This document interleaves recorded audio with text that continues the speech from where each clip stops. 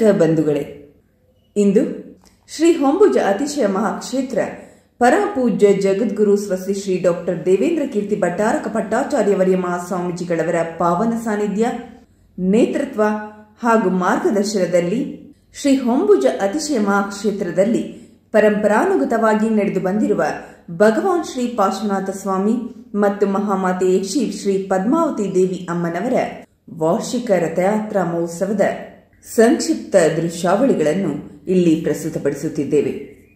ದೇವಿ ಪದ್ಮಿನಿ ಮನೆಗೆ ಬಂದರು, ಬಾಗಿಲು ತೆರೆಯಿರೆ, ಕಾಮಧೇನು ಬಂದಂತಾಯ್ತು, ವರವ ಬೇಡಿರೆ.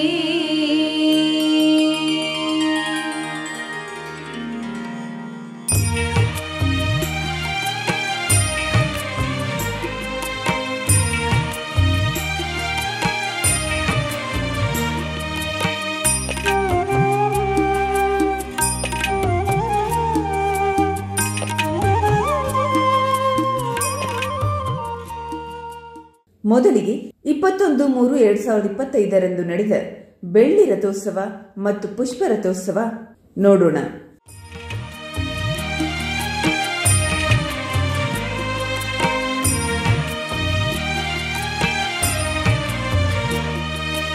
ದೇವಿ ಪದ್ಮಿನಿ ಮನೆಗೆ ಬಂದರು, ಬಾಗಿಲು ತೆರೆಯಿರೆ, ಕಾಮಧೇನು ಬಂದಂತಾಯ್ತು, ವರವ ಬೇಡಿರೆ. ದೇವಿ ಪದ್ಮಿನಿ ಮನೆಗೆ ಬಂದರು, ಬಾಗಿಲು ತೆರೆಯಿರೆ, ಕಾಮಧೇನು ಬಂದಂತಾಯ್ತು, ವರವ ಬೇಡಿರೆ, ಕಾಮಧೇನು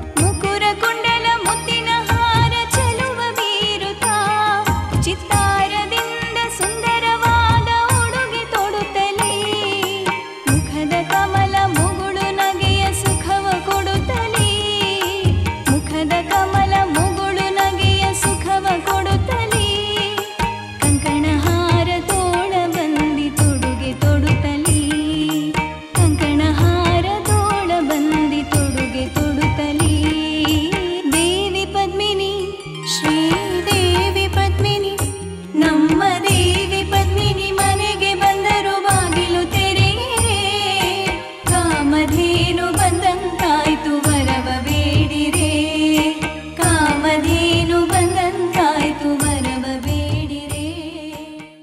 ಅಂದು ಸಂಜೆ ಶ್ರೀ ಕ್ಷೇತ್ರದಲ್ಲಿ ನಡೆದ ಸಭಾ ಕಾರ್ಯಕ್ರಮದಲ್ಲಿ ಆಚಾರ್ಯ ಶ್ರೀ 108 ಕುಂತಸಾಗರ ಮುನಿ ಮಹಾರಾಜರು ಪಾವನ ಸಾನ್ನಿಧ್ಯ ವಹಿಸಿ ಕಂಬದಹಳ್ಳಿ ಸ್ವಸ್ತಿ ಶ್ರೀ ಭಾನುಕೀರ್ತಿ ಭಟ್ಟಾರಕ ಸ್ವಾಮೀಜಿಯವರು ಉಪಸ್ಥಿತರಿದ್ದು, ಹೊಂಬುಜ ಶ್ರೀಗಳವರ ನೇತೃತ್ವದಲ್ಲಿ ಮೈಸೂರಿನ ವಿಶ್ವವಿದ್ಯಾನಿಲಯದ ಉಪಕುಲಪತಿಗಳಾಗಿ ಕಾರ್ಯನಿರ್ವಹಿಸಿದ್ದ ಜೈನಾಲಜಿಯ ಪ್ರೊಫೆಸರ್ ಡಾಕ್ಟರ್ ಪದ್ಮಾಶೇಖರ್ ಅವರಿಗೆ ಸಿದ್ಧಾಂತ ಕೀರ್ತಿ ಪ್ರಶಸ್ತಿ ಪ್ರದಾನ ಮಾಡಲಾಯಿತು.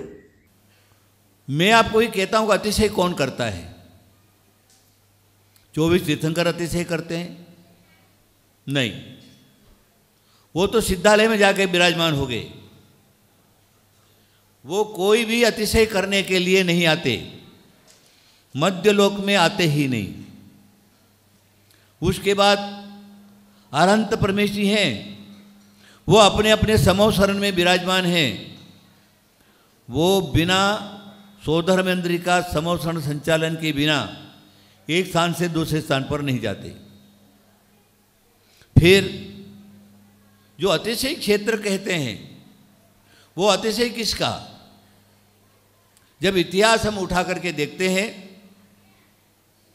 तो मिलता है जिस दिन तीर्थंकर के जो शासन देवता है, 24 तीर्थंकर के 24 यक्ष और 24 यक्षिणी और 96 क्षेत्रपाल, एक तीर्थंकर के काल में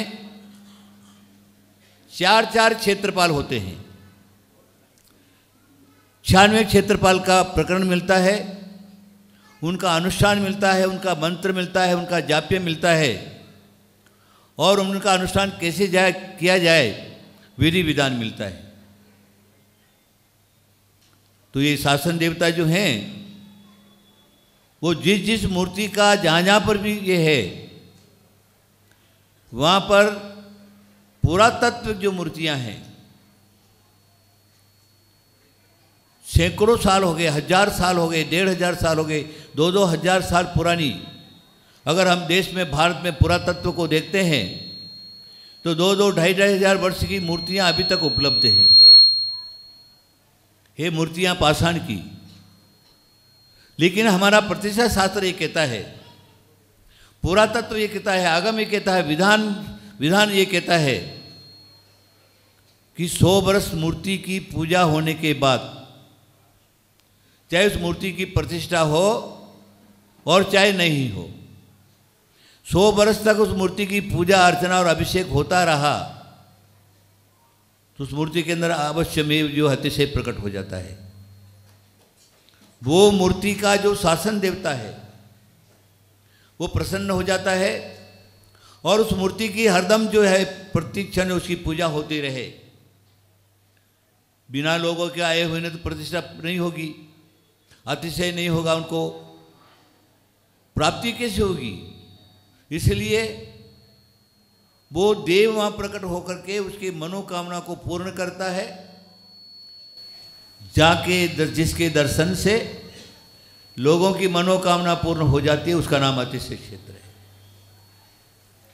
चाहे शिखर जी हो, सिद्ध क्षेत्र हो, चाहे अतिशय क्षेत्र हो, हजारों की तादाद में अतिशय क्षेत्र हैं, लेकिन सबसे ज़्यादा अगर अतिशय क्षेत्र पाया जाता है सिर्फ पार्श्वनाथ भगवान का अतिशय पाया जाता है।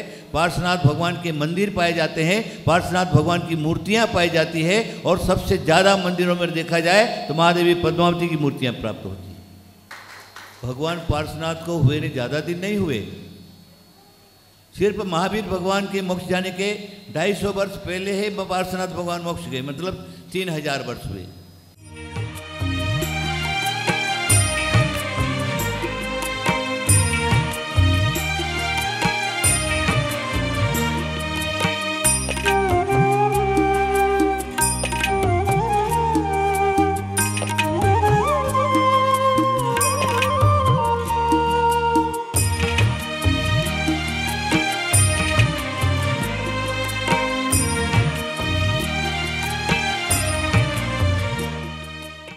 ಅನೇಕ ಪ್ರಶಸ್ತಿಗಳು ಬಂದಿದ್ದಾವೆ. ಕಳೆದ ವರ್ಷ ತಾನೇ ಪ್ರಶಸ್ತಿ ಪತ್ರದಲ್ಲಿ ಓದಿದ ಹಾಗೆ ಶಿಕ್ಷಣ ಕ್ಷೇತ್ರಕ್ಕೆ ನಾನು ಮಾಡಿದಂತಹ ಕೆಲಸಕ್ಕೆ ಕರ್ನಾಟಕ ಸರ್ಕಾರ ರಾಜ್ಯೋತ್ಸವ ಪ್ರಶಸ್ತಿಯನ್ನು ಕೊಡ್ತು. ಇವತ್ತು ನನಗೆ ತುಂಬ ಸಂತೋಷ, ಬಹಳ ವರ್ಷಗಳ ಮೇಲೆ ಮತ್ತೊಂದು ಸಂತೋಷವನ್ನು ನಾನು ಪಡ್ತಾ ಇದ್ದೇನೆ. ಚಾವುಂಡರಾಯ ಪ್ರಶಸ್ತಿಯನ್ನು ನಾನು ತೆಗೆದುಕೊಂಡಾಗ ಬಹುಶಃ ಅದು 16 ಅಥವಾ 17ನೇ ಇಸ್ವಿ ಅಂತ ಕಾಣಿಸುತ್ತೆ, ಒಂಥರ ಸಂತೋಷ ಆಗಿತ್ತು. ಹಾಗೆ ಮತ್ತೊಮ್ಮೆ ಸಂತೋಷ ಆಗ್ತಾ ಇದೆ ಸಿದ್ಧಾಂತ ಕೀರ್ತಿ ಪ್ರಶಸ್ತಿಯನ್ನು ತಗೊಳ್ಳಿಕ್ಕೆ. ಇಲ್ಲಿಯ ಮೂಲ ಗುರು ರಾಜಗುರು ಆಗಿದ್ದವರು ಸಿದ್ಧಾಂತ ಕೀರ್ತಿಗಳು. ಹಾಗಾಗಿ ಅವರ ಹೆಸರಿನಲ್ಲಿ ಈ ಪ್ರಶಸ್ತಿಯನ್ನು ತಗೊಳ್ತಾ ಇರುವಂಥದ್ದು ಒಂದು ರೀತಿಯಲ್ಲಿ ನನಗೆ ತುಂಬ ಹೆಮ್ಮೆ ಅನಿಸುತ್ತೆ. ಜೊತೆಗೆ ಈ ಪ್ರಶಸ್ತಿಯನ್ನು ಕೊಡ್ತಾ ಇರುವವರು ಈಗ ಸ್ವಾಮೀಜಿ ಹೌದು, ದೇವೇಂದ್ರ ಕೀರ್ತಿಗಳು, ಆದರೆ ನನ್ನ ಮಾರ್ಗದರ್ಶನದಲ್ಲಿ PhD ಮಾಡಿದ್ರಲ್ಲ, ಹಾಗೆ ಅನೇಕ ಸಾಧ್ವಿಗಳು ನನ್ನ ಮಾರ್ಗದರ್ಶನದಲ್ಲಿ PhD ಮಾಡಿದ್ದಾರೆ. ನನಗೆ ಇದೆಲ್ಲ ಪೂರ್ವಜನ್ಮದ ಸುಕೃತ ಸ್ವಾಮೀಜಿ. ಸುಮ್ಮನೆ ಇವೆಲ್ಲ ಘಟಿಸೋದಿಲ್ಲ. ಯಾವಾಗಲೂ ನಾನು ದೈವದ ಮೇಲೆ ತುಂಬ ನಂಬಿಕೆ ಇಟ್ಕೊಂಡವಳು. ಹಾಗಾಗಿ ಈ ಪೂರ್ವಜನ್ಮದ ಪುಣ್ಯದ ಫಲ ಇಂಥವರೆಲ್ಲರನ್ನೂ ಕೂಡ ಶಿಷ್ಯರಾಗಿ ಮತ್ತು ಮಕ್ಕಳಾಗಿ ಪಡೆಯುವಂಥದ್ದು ಸಂತೋಷ. ಹುಕ್ಕೇರಿ ಸ್ವಾಮೀಜಿಯವ್ರನ್ನ ನಾನಿಲ್ಲಿ ನೆನೆಸ್ಕೊಳ್ತೀನಿ. ಅವರು ಹೇಳ್ತಾರೆ, ನಮ್ಮ ಯಜಮಾನರನ್ನ ಶಿಷ್ಯರು ಅಂತಾರೆ, ನಿಮ್ಮನ್ನು ಮಾತ್ರ ನಾನು ಅಮ್ಮ ಅಂತೀನಿ ಅಂತಾರೆ. ಹಾಗೆ ನನ್ನ ಮಗನ ವಯಸ್ಸು ದೇವೇಂದ್ರ ಕೀರ್ತಿ ಸ್ವಾಮೀಜಿಯವರಿಗೆ. ಹಾಗಾಗಿ ನನ್ನ ಮಗ ಸಾಂಸಾರಿಕ ಲೌಕಿಕದಲ್ಲಿದ್ದಾನೆ, ಇನ್ನೊಬ್ಬ ಮಗ ನಿಮ್ಮವರಾಗಿ ಇಲ್ಲಿ ಉಳಿದಿದ್ದಾರೆ. ಈ ದಿವಸ ನಮ್ಮೆಲ್ಲರಿಗೂ ತುಂಬ ಸಂತೋಷದ ವಿಚಾರ ಅಂತ ಹೇಳಿದ್ರೆ, ಸುಮಾರು 41 ವರ್ಷಗಳ ನಂತರ ಪರಮ ಪೂಜ್ಯ ಆಚಾರ್ಯ ಶ್ರೀ ಕೊಂತುಸಾಗರ ಮುನಿ ಮಹಾರಾಜರು ಹೊಂಬುಜ ಕ್ಷೇತ್ರಕ್ಕೆ ಆಗಮಿಸಿದ್ದಾರೆ. 60 ವರ್ಷಗಳ ಹಿಂದೆ 1966ನೇ ಇಸ್ವಿಯಲ್ಲಿ ಇಲ್ಲಿ ಪರಮ ಪೂಜ್ಯ ಆಚಾರ್ಯ ಶ್ರೀಯವರು ದಿಗಂಬರ ಮುನಿ ದೀಕ್ಷೆಯನ್ನು ಪಡೆದಿದ್ದರು. ಆ ನಂತರ ಅವರು 84ನೇ ಇಸ್ವಿಯಲ್ಲಿ ಶ್ರವಣಬೆಳಗೊಳದ ಮಹಾಮಸ್ತಕಾಭಿಷೇಕದ ಸಂದರ್ಭದಲ್ಲಿ ಬಂದಾಗ ಇಲ್ಲಿ ಅನೇಕ ದಿನಗಳು ಇದ್ದು ಅವರು 3 ದೀಕ್ಷೆಯನ್ನು ಕೊಟ್ಟಿದ್ದರು, ಮಾತಾಜಿಗಳ ದೀಕ್ಷೆ. ಆ ನಂತರ ಕಳೆದ 10ನೇ ತಾರೀಕು ಈ ಕ್ಷೇತ್ರಕ್ಕೆ ಪ್ರವೇಶ ಮಾಡಿ ಭಗವಾನ್ ಶ್ರೀ ಪಾರ್ಶ್ವನಾಥ ಮತ್ತು ಮಹಾಮಾತೆ ಪದ್ಮಾವತಿ ಅಮ್ಮನವರ ಒಂದು ವಿಶೇಷ ಆರಾಧನೆ ಪೂಜೆಯನ್ನು ಮಾಡಿಸಿ, ಮೊನ್ನೆ 16ನೇ ತಾರೀಕು ಒಂದು ನಮ್ಮ ಕರ್ನಾಟಕದ ಬೆಳಗಾಂ ಜಿಲ್ಲೆ ಗೋಕಾಕ್ ತಾಲೂಕು ಕೊಣ್ಣೂರು ಗ್ರಾಮದ ಶ್ರೀ ಬ್ರಹ್ಮಚಾರಿ ಸೂರಜ್ ಅನ್ನೋರು ಪರಮ ಪೂಜ್ಯ ಆಚಾರ್ಯ ಶ್ರೀಯವರ ನಂತರ 60 ವರ್ಷಗಳಲ್ಲಿ ಈ ಹೊಂಬುಜ ಕ್ಷೇತ್ರದಲ್ಲಿ 60 ವರ್ಷಗಳ ದೀರ್ಘಕಾಲದ ನಂತರ ಮುನಿ ದೀಕ್ಷೆ ವಂಶದಲ್ಲೇ ಆಯಿತು. ಈಗ ಅವರು ಪರಮ ಪೂಜ್ಯ ಮುನಿಶ್ರೀ ಸಂಯಮನಂದಿ ಮುನಿ ಮಹಾರಾಜರಾಗಿದ್ದಾರೆ. ಹೀಗೆ ಇಂಥ ಒಂದು ಐತಿಹಾಸಿಕ ಕಾರಣಕ್ಕೂ ಪರಮ ಪೂಜ್ಯ ಆಚಾರ್ಯ ಶ್ರೀಯವರ ಒಂದು ಸಾನ್ನಿಧ್ಯ, ಆಚಾರ್ಯ ಶ್ರೀಯವರು ಸ್ವತಃ 40 ವರ್ಷದ ನಂತರ ಈ ಕ್ಷೇತ್ರಕ್ಕೆ ಬಂದಿದ್ದು ವಿಶೇಷವಾಗಿತ್ತು. ಆಚಾರ್ಯ ಶ್ರೀ ಕುಂತುಸಾಗರ ಮಹಾರಾಜರ ಬಗ್ಗೆ ಹೇಳಬೇಕು ಅಂತೇಳಿದರೆ, ಬಹುಶಃ ನಮ್ಮ ಭಾರತದಲ್ಲಿ ಇವತ್ತು ಏನು ನಾವೆಲ್ಲ ಪರೋಪಕಾರ, ದಯೆ, ಧರ್ಮ, ದಾನ ಇತ್ಯಾದಿಗಳನ್ನು ನಾವು ಭಾಷಣದಲ್ಲಿ, ಪ್ರವಚನದಲ್ಲಿ ಹೇಳ್ತಾ ಇದ್ದೀವಿ, ಅಥವಾ ಆ ಕ್ರಿಯೆಗಳನ್ನು ಚೆನ್ನಾಗಿ ನಿಭಾಯಿಸ್ಕೊಂಡು ಹೋಗ್ತಿದ್ದೀವಿ ಅಂತ ಹೇಳಿದ್ರೆ, ಇವತ್ತು ಇಡೀ ದೇಶಾದ್ಯಂತ ನಮ್ಮ ಪ್ರಾಚೀನ ಜೈನ ಧರ್ಮವನ್ನು ಯಥೋಚಿತವಾಗಿ ಮುನಿಗಳು ಮತ್ತು ಶ್ರಾವಕರಿಗೆ ಪ್ರವಚನ ನೀಡುವ ಮೂಲಕವಾಗಿ ಸುಮಾರು ದೇಶಾದ್ಯಂತ ಶಿಷ್ಯರು, ಅವರ ಶಿಷ್ಯರು, ಪ್ರಶಿಷ್ಯರು ಎಲ್ಲರೂ ಸೇರಿದರೆ 1,000 ಶಿಷ್ಯರನ್ನು ಒಳಗೊಂಡಂಥ ದೊಡ್ಡ ಸಂಘ ಅಂತ ಹೇಳಿದ್ರೆ ಆಚಾರ್ಯ ಶ್ರೀ ಕುಂತುಸಾಗರ ಮಹಾರಾಜರವರು.